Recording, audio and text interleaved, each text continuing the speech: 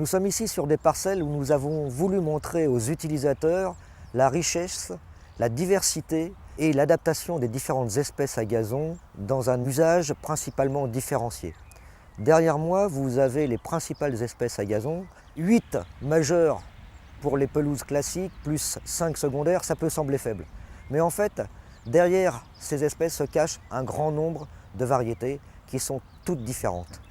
Un exemple, plus de 80 raigrats anglais inscrits sur le catalogue officiel français et qui présentent toutes des qualités différentes. Certaines vont être adaptées au terrain de sport, d'autres beaucoup plus adaptées au terrain de grands jeux et certaines vont être réservées à l'engazonnement de talus, d'autoroutes ou de voies ferrées. Il y a de nouveaux besoins.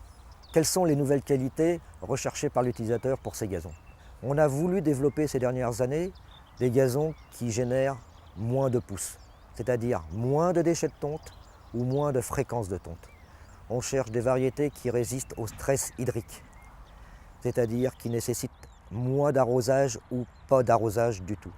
Des variétés qui sont beaucoup plus denses, c'est-à-dire qui ne vont pas permettre l'installation d'adventices indésirables et qui vont éviter ainsi l'usage de produits phytosanitaires, notamment herbicides. Des variétés qui vont résister aux maladies.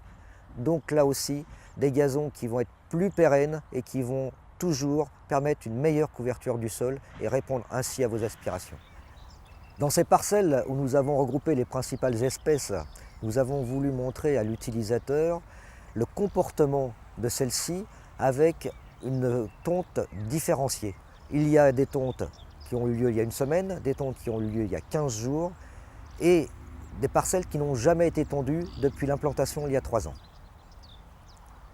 C'est important de montrer ces parcelles à l'utilisateur. Il va se rendre compte de l'importance du travail du sélectionneur et qu'à chaque gazon correspond vraiment une forme de gestion.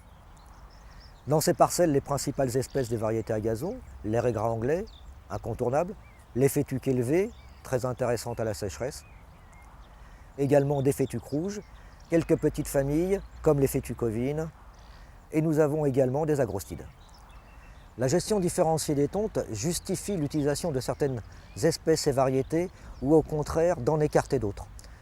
Par exemple, sur les parcelles non tondues, on voit très bien la différence entre les variétés qui poussent énormément et celles qui poussent beaucoup moins et qui vont faciliter le travail des équipes d'entretien. Dans ces parcelles de fétuques élevées, nous avons justement la démonstration de la grande diversité des variétés. Ici, par exemple, une fétuque élevée parfaitement adaptée à la gestion différenciée. Cette fétuque élevée est beaucoup moins poussante sur la parcelle qui n'a jamais été tondue. Mais tout ceci n'est encore qu'un exemple provisoire. Nos sélectionneurs continuent de travailler pour l'avenir. Aujourd'hui arrivent des raigrats 4N, des micro-légumineuses adaptées au gazon qui vont révolutionner avec les nouvelles espèces, les nouvelles variétés, les gazons de demain. Au-delà de ces essais, il est indispensable d'utiliser des semences qui ont été soumises à certification par le service officiel de contrôle.